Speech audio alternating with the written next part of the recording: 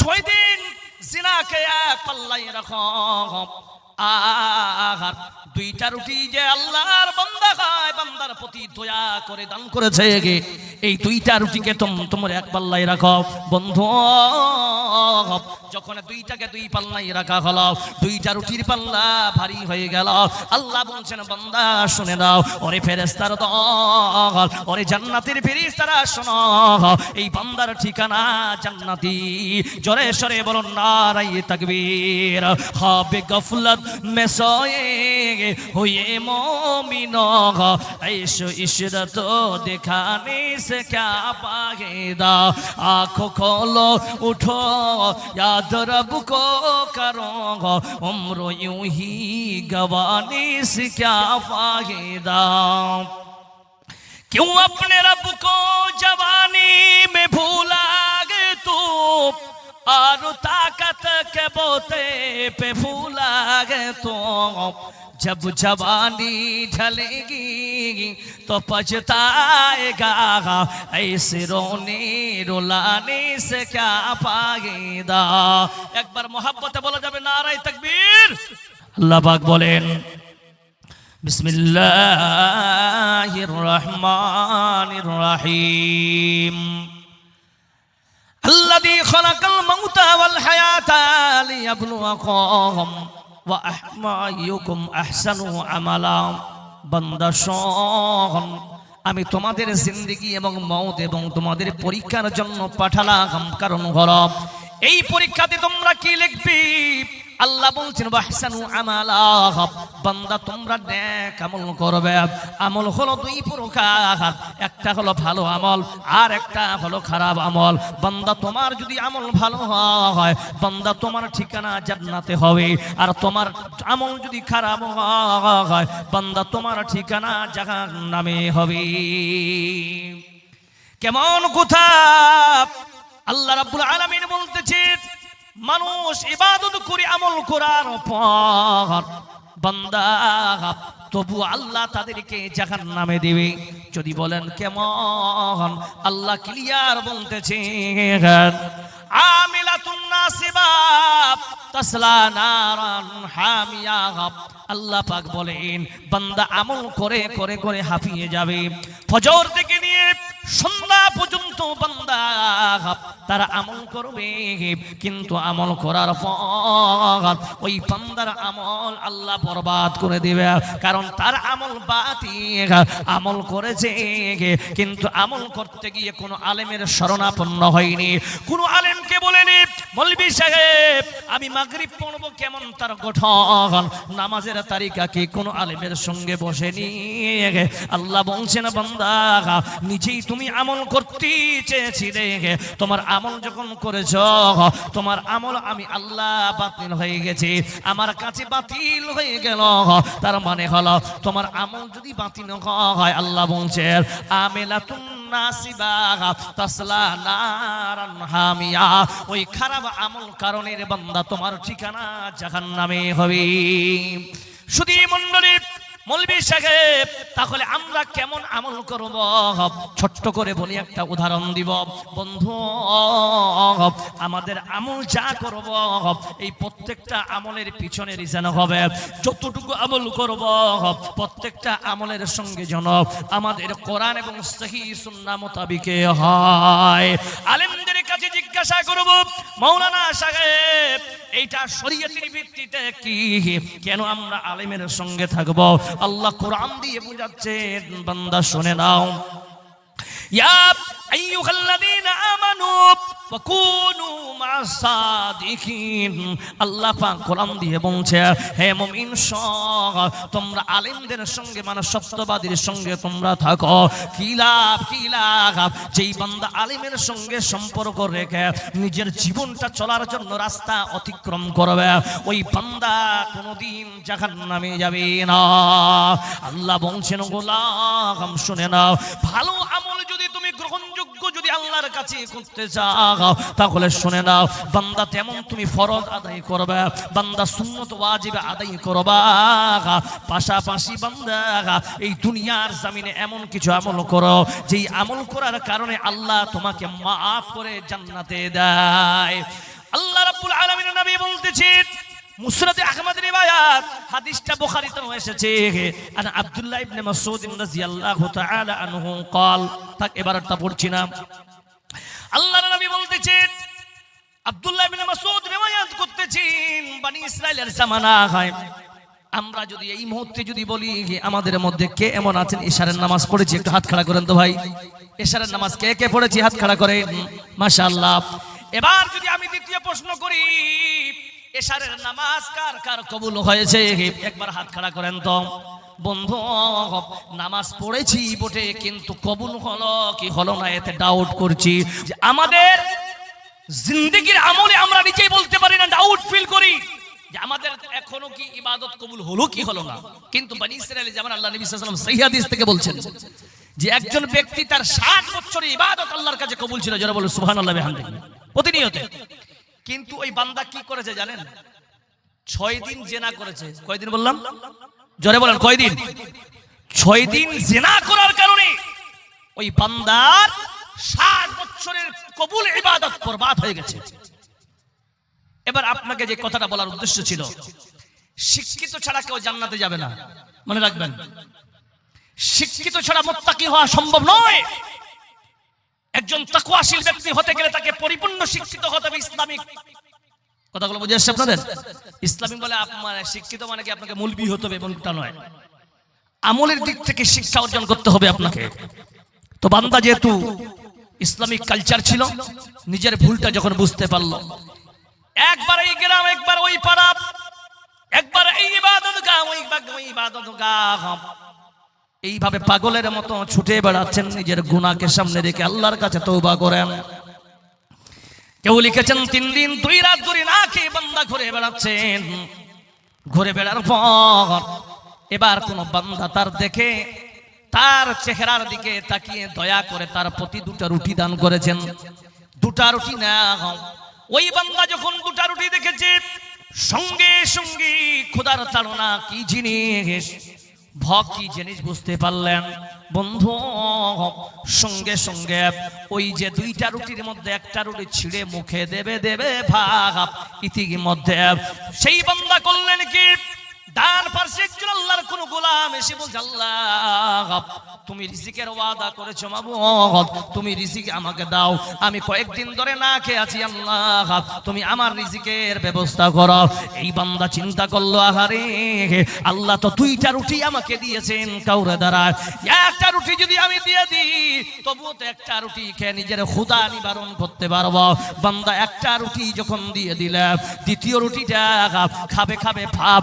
ইতিমধ্যে বাম পাশে একজন আল্লাহর কোন বান্দা এসে বলছেন মাবুদ আমিও কয়েকদিন ধরে না খেয়ে আছি আল্লাহ তুমি আমাকে খাবারের ব্যবস্থা করে দাও ওই বান্দা চিন্তা করলো আখারে আমি তো 3 দিন 2 রাত ধরে না খেয়ে আছি এখনো তো আল্লাহ আমাকে মরণ দেয় না খাই তাহলে কি হবে ওই বান্দা নিজে মনে করলো জানি না এই 2 জন হয়তো আমার থেকে বেশি ক্ষুধার্ত দ্বিতীয় রুটিটা বান্দার হাতে দেওয়ার পর এই বান্দার কথা আব্দুল্লাহ ইবনে মাসউদ বলছেন রাবি ওই বান্দার মরণ কয়েক মিনিটের ব্যবধানে হয়ে যায় কেউ লিখেছেন 5 মিনিট 10 মিনিটের মধ্যে বান্দার ইন্তেকাল হয়ে গেল যখন বান্দার ইন্তেকাল হয়ে গেল জাহান্নামের ফেরেশতারা এসে মওজুদ জান্নাতের ফেরেশতারা এসে মওজুদ জাহান্নামের ফেরেশতারা বলতেছেন আল্লাহ এটা হলো আমাদের মেহমান একে আমরা নিয়ে যাব আর জান্নাতের ফেরেশতারা এসে বলছে আল্লাহ এটা আমাদের মেহমান এটা আমরা নিয়ে যাব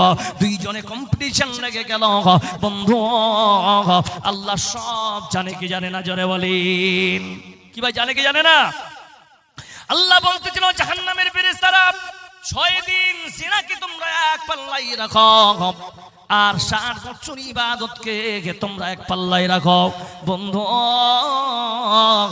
যখন 2টা পাল্লাই রাখা হলো 6 দিনের জিনার পাল্লা ভারী হয়ে গেল আর 60 বছর ইবাদতের পাল্লা হালকা হয়ে গেল বান্দার ঠিকানা জাহান্নামে হয়ে গেল জাহান্নামের ফেরেশতারা তাকে নিয়ে যখন যাবে আল্লাহর কাছে যাবার জান্নাতের ফেরেশতারা বলছে আল্লাহ আমরা তো এসেছি আমাদের মেহমানকে নিয়ে যেতে আল্লাহ বলতেছিল জান্নাতের ফেরেশতারা তোমরা 6 দিন জিনাকে এক পাল্লাই রাখো আর দুইটা রুটি যে আল্লাহর বান্দা খায়, বান্দার প্রতি দয়া করে দান করেছে, এই দুইটা রুটিকে তোমরা এক পাল্লায় রাখো বন্ধু। যখন দুইটাকে দুই পাল্লায় রাখা হলো, দুইটা রুটির পাল্লা ভারী হয়ে গেল। আল্লাহ বলছেন বান্দা শুনে নাও, ওরে ফেরেশতার দল, ওরে জান্নাতের ফেরেশতারা শোনো, এই বান্দার ঠিকানা জান্নাতি। জোরে সরে বলুন নারায়ে তাকবীর। হবে গফলত মে সোয়ে হুয়ে মুমিনো, ऐशो इशरत दिखाने से क्या पाएगा। आँखों खोलो उठो याद रब को करो, उम्र यूं ही गवाने से क्या फायदा। क्यों अपने रब को जवानी में भूला गे तू, और ताकत के बोते पे भूला गे तू। जब जवानी ढलेगी तो पछताएगा, ऐसे रोने रुलाने से क्या पाएगा। एक बार मोहब्बत बोला जाए नारे तकबीर। अल्लाह ये होता है जवानी की जोश, जोश ही काम आएगा मेरा भाई। जब जवान अगर जोश में आ जाए तो दुनिया भी हमारी। बोले सुभान अल्लाह बिहमदी। सुधी मंडली আল্লাহ রাব্বুল আলামিন বলতেছেন বান্দা শোন, হে যুবক, ছোট্ট একটা কথা বলি যুবক শোনো বন্ধু। এই জন্য বলছিলাম, আমার পূর্বে শেখ বলতেছিলেন সমুদ্রের ঝাঁক পরিমাণ বান্দা যদি তোমার গুনাহ হয়, আল্লাহ তবুও তোমাকে মাফ করে দিবে, কিন্তু চাওয়ার মতো চাইতে হবে। যুবক রে, ভুল করেছো, তুমি আল্লাহর কাছে তওবা করো। ও যুবক, তোমার কেমন কথা, একটা ছোট্ট ওয়াকিয়া শুনে দিই। আমার ইবনুল আস রাদিয়াল্লাহু তাআলা আনহু, তিনি নিজের ছেলেকে যখন বিয়ে বসালেন, নিজের ছেলেকে যখন বিয়ে দিয়ে দিলেন, বিয়ে দেওয়ার পর ছেলেটা একদিন, 2 দিন, 10 দিন, 15 দিন ধরে ছেলেটা বাড়িতে আসে যায়। বৌমাকে প্রশ্ন করলো, শ্বশুর আব্বা, বেটি ছেলে কেমন আছে? আমার ছেলে, এই যুবক তোমাকে বলছি শুনো, শাবুন নিশাব ফি ইবাদাতিল্লাহি তাআলা, যে হাদিসটা নিয়ে আসলেন শেখ, আমি ওটার একটু ছোট্ট করে বলছে যুবক, তোমার জিন্দেগি কেমন কাটবে সেটাই শোনো। আল্লাহর নবীর সাহাবা আমর ইবনুল আস তার ছেলের ব্যাপারে তার বৌমাকে জিজ্ঞাসা করেছেন, বেটি রে তোমার স্বামীর খবর বলো। সেই বৌমা বলছেন, আব্বা, শ্বশুর বাবা আমার, আপনার ছেলে কালো না ধলো, আপনার ছেলে কেমন, লম্বা না খাটো, আমি জানি না। কে সে? আমার ইবনুল আস, দামি একজন সাহাবা, নিজ হাতে বিয়ে দিয়েছে। কেন বেটি, কেন কথা বলছো? বলছেন যেদিন থেকে বিয়ে করে নিয়ে এসেছে আজ দিয়ে 15 দিন কেটে গেল, তোমার ছেলের সঙ্গে আমার সাক্ষাৎ হয়নি। অবাক হয়ে গেলেন আমর ইবনুল আস, তাজ্জুবে পড়ে গেলেন, আরে আমার ছেলে এত বোকা, কি হয়েছে শোনা যাক। ছেলেকে ডেকে বলছেন, বেটা কি ব্যাপার? বলছেন, আব্বা ছেড়ে দেন। নিজেই সমঝানোর পরে যখন বুঝলেন না, আমর ইবনুল আস আল্লাহর নবী শরণাপন্ন হয়ে বলছেন, নবী গো, আমার ছেলে আব্দুল্লাহ বিয়ে করেছে, এখন অবধি বউর সঙ্গে সাক্ষাৎ করে একটু বুঝিয়ে বলেন তো। আল্লাহর নবী যখন আব্দুল্লাহকে ডেকে বলছেন, বেটা আব্দুল্লাহ বল, কি কারণে তুমি এইভাবে করে যাও? তোমার যদি যৌবন শক্তির কোনো দুর্বলতা হয় তুমি বলতে পারো। আমার আব্দুল্লাহ বলছেন, নবী গো, এতদিন ধরে আমি কাউকে কিছু বলতাম না, যেদিন থেকে আপনি বলেছেন যুবকদের ইবাদত আল্লাহর কাছে বেশি কবুল হয়, যুবক বয়সে আল্লাহর কাছে দান কবুল বেশি হয়, ইবাদত কবুল হয়, সব কিছু আল্লাহ পছন্দ করে যুবকদের। নবী গো, সারা দিন রোজা থাকতাম আর রাত্রিতে আমরা সারা রাত তাহাজ্জুদ পড়তাম। জোরে সরে বলুন সুবহানাল্লাহ। ও নবী, বিয়ে করেছি, আমি তো একদিন রোজা রাখিনি, রোজা অবস্থায় তো আমার স্ত্রীর সঙ্গে আমি নিজের নজর দিতে পারবো না, আমার স্ত্রীর সঙ্গে বসে বসে আমি কিছু বলতে পারবো না। ওগো নবী গো, রাত্রি যখন আমি ফ্রি হতাম, আমি তো ফ্রি থাকতাম না, আমি তো তাহাজ্জুদে পড়ে থাকতাম। ও নবী, এইটাই হলো আমার গল্প। আল্লাহর নবী বলছে, আব্দুল্লাহ এটাকে পরিবর্তন করা যায় না? বলে, হ্যাঁ পরিবর্তন করা যায়। কেমন করতে হবে? বলছেন, তুমি কে এক কাজ কাজ করো, তুমি এটাকে মাসে 4টা করো, বলছেন না পারবো না। বলছেন 5টা করো, বলছে পারবো না। 20টা করো, বলছে পারবো না। ছেলে পাগল হয়ে গেছে। আমর ইবনুল আসির বেটা আব্দুল্লাহ ইবাদত করতে গিয়ে আল্লাহর নবীকে বলছেন, নবী বলছেন না কি করা যাবে। সঙ্গে সঙ্গে আল্লাহর নবী ফয়সালা দিচ্ছেন, আব্দুল্লাহ শোনো, তুমি একদিন রোজা রাখবা আর একদিন তুমি হক আদায় করবা। তোমার শরীর আছে, স্ত্রী আছে, তুমি সেটার হক আদায় করবা। ছেলেটা আব্দুল্লাহ রাদিয়াল্লাহু তাআলা আনহু এই কথা মেনে সঙ্গে সঙ্গে আল্লাহর নবীকে সঙ্গে সালাম দিয়ে বেরিয়ে গেলেন। নবী গো, এইভাবে আমি বাকি জিন্দগি কাটাবো। কিন্তু হায় আফসোস, আজকে আমাদের সমাজের মুসলমান আমরা বিদআতে লিপ্ত হয়ে গেছি। আপনার ছেলে আপনার মেয়ে বাড়িতে বসে শিরকি করতেছে, আপনি জানেন না। আপনি মনে করেছেন মোবাইলটা খুব ভালো জিনিস। বন্ধু, আপনারা মনে করেছেন হিন্দু ভাইরা শুধু পূজা করে না, আপনার ছেলেটাও পূজা করে, আপনার মেয়েটাও পূজা করে। যদি বলেন কেমন, আপনাদের এলাকায় সরস্বতী পূজা আছে না? জোরে বলেন। স্কুলে হয়ে আপনার মেয়েটা তো ওই জায়গায় গিয়ে মাথা নোয়াচ্ছে, কি আপনি তো গার্জিয়ান হয়ে বলছেন না, তাহলে কোথায় আপনি নিজেকে মুসলমান সাব্যস্ত করতে পারার? এই জন্য বলতেছি বাবা, আমরা যতদিন বাঁচবো আল্লাহ কোরআন এবং সহিহ সুন্নাহ মোতাবেক জিন্দেগি কাটাবো। একবার বলা যাবে না রে তাকবীর। ঈমানের পথে অবিচল থেকে আমাদের মরণ যেন হয়। তোমার কাছে বিনতি আমার মহিম দয়াময়। ঈমানের পথে অবিচল থেকে আমাদের মরণ যেন হয়।